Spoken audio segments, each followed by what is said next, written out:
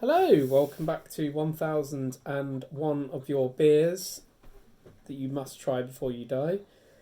Quino is here with me wearing a Liechtenstein top, I Indeed, believe, yes. which is amazing, not something you see every day. 40 quid off eBay, this one. Yeah. We waited ages to get something under the price of 60. That's great, really good.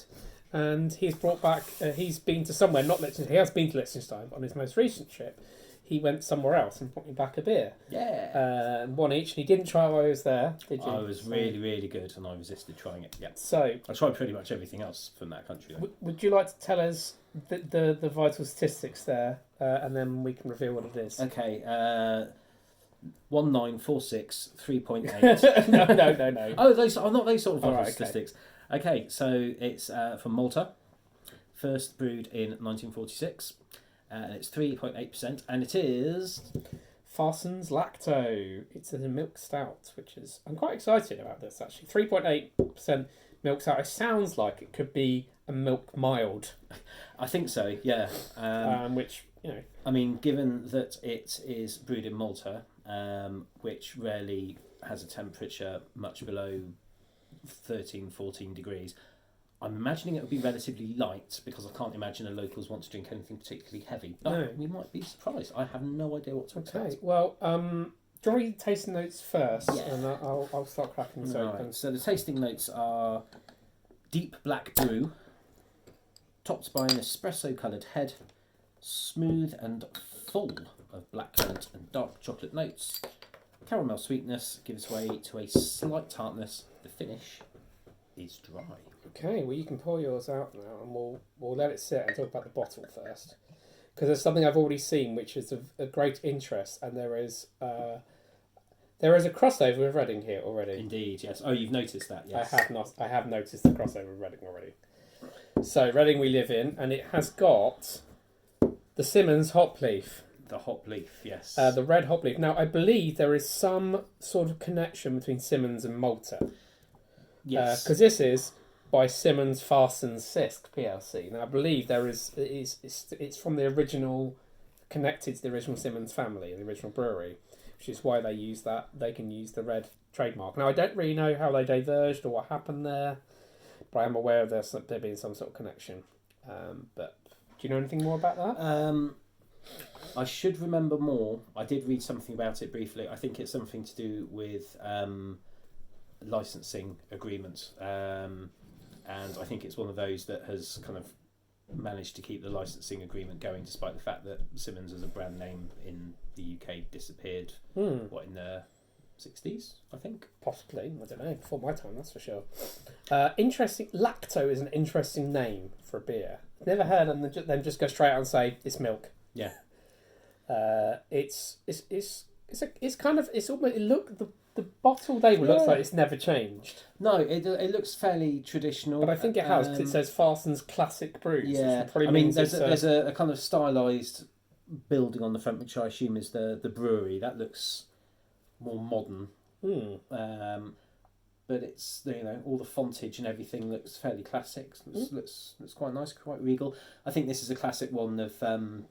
it was brewed over there because of the amount of Brits who were over there because of Britain's rule over Malta for 150 Now, odd this years. is really interesting. So the ingredients: water, malted barley, unmalted cereal, sucrose, lactose, and it's got the colour caramel added to it. Oh. So that would lead me to believe the colour does not come from the malt. No, doesn't look like it. So we poured it. Should we go for a smell? And to be fair, it is dark. It's It smells genuinely nice. dark. It does smell It all smells right, actually. sweet. It smells like wort. That's what Yeah, it it smells does like. smell like wort. Tell you what this already reminds me of is Mackesons in smell. Oh, yes. I reckon this is going to be like a Mackesons could well clone. be, yeah. Should we go for the taste then? Yeah, let's do it. Right. Cheers.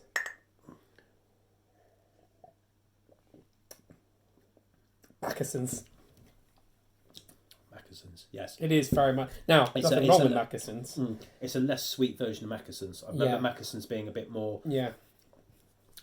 slightly more creamy and more sweet. This one is a little more bitter, a little more roasty, a little more rounded. It's very sweet though.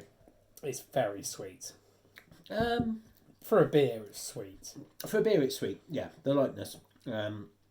Yeah, but it's not cloyingly sweet. Like you get some milk stouts now, like the more modern interpretations, and some of them will come out and it's like having half a dozen bags of Demerara sugar stirred into your beer. Whereas that's true. That's not true here. This is just a general sweet tinge rather than like a big thick syrupy sweetness. It's not unpleasant. It's quite nice. I think it's bearing in mind you're sat in the summer sunshine. In Malta, somewhere outside of the bar, you could see why it's about 25 degrees. You wouldn't want something that's big, thick. No, that's true. This is hard probably to do. no. You're right. You probably in the context of Malta, this is probably quite a classic one. I do quite like it. I like it light. I think it for me it sits in the same category as Mackeson's and Man's Brown Ale, in terms of Man's Brown, yes, which are all good sort of lower alcohol beers, and this is a. Now, here's a question: were milk stouts traditionally lower alcohol? Because I have a feeling in the back of my mind they were. I get the feeling they probably were. Was it sort of the thing that you gave? It seems like a lunchtime workers thing. Yeah, or a pregnant lady's drink. Milk is good for you. Yeah, something like that. Yeah, it just seems to be this probably. It's first brewed in 1946. I can't imagine the alcohol content has varied very much. If anything, it could have got stronger. But that's. Yeah. Well, I have a look through the blurb. It got advertised as perfect for invalids. It's basically beer Lucozade. Yeah. English heritage. Blah blah blah blah blah blah. Yeah, style had been brewed from the beginning of the 20th century. Drank milk stouts as an addition to their meagre diets. Yeah, there we go then. That's. Farsons still produces lacto in very small quantities. It can be found in bars in Malta, though the health claims have long since been dropped from the label. So, in terms of seeing it at bars, how many bars did we go to in Malta in the end? I think we went to about 10. And I only saw it in one, which was on the island of Gozo, I think they call it Gotthor. There's a bar there called, I think it's Gabuba. Gotthor? There's a bar there. Is that near Skelmersdale? Yeah. Anyways, the bar there, well, to be fair, some of the accents aren't far off. Yeah. There's a bar there called Gabuba, and they have Gabuba. Pretty much all the Maltese beers in there. Every single Maltese beer that's been produced that's available, they seemed to have it. That's where I got this from. I did also see it in one of the supermarkets later on. But yeah, in terms of it just being available, it's pretty rare. A bit like Mans and Mackeson's is now. Yeah. You rarely see them on the on-trade anywhere. I like it, and I think it's a worthy entry into this book. It's interesting. It's a I don't think apart from Mackeson's is the only thing that's like this, really. Yeah.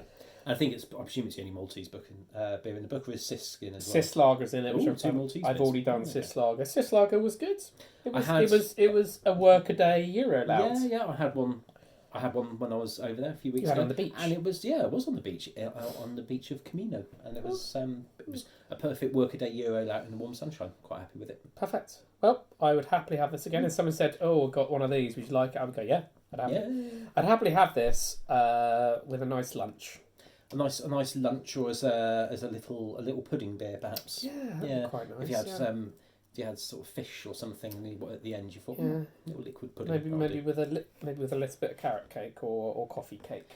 Actually, a bit of coffee cake would be quite nice. They do coffee walnut cake over there in 2 or 3 places. That would be quite nice, wouldn't it? I think we'll leave it there. Thank you very much, Simmons. Farsons, Sisk, whatever your name is. I think it's a conglomerate. I think Simmons, it's one of those Farsons, things, Sisk, PLC. where it's all just merged into one, mega brewery for Malta. Okay, well, we'll leave it there. Like, comment, subscribe, and we'll see you for another beer review very, very soon. Very soon, really, very soon. Very soon.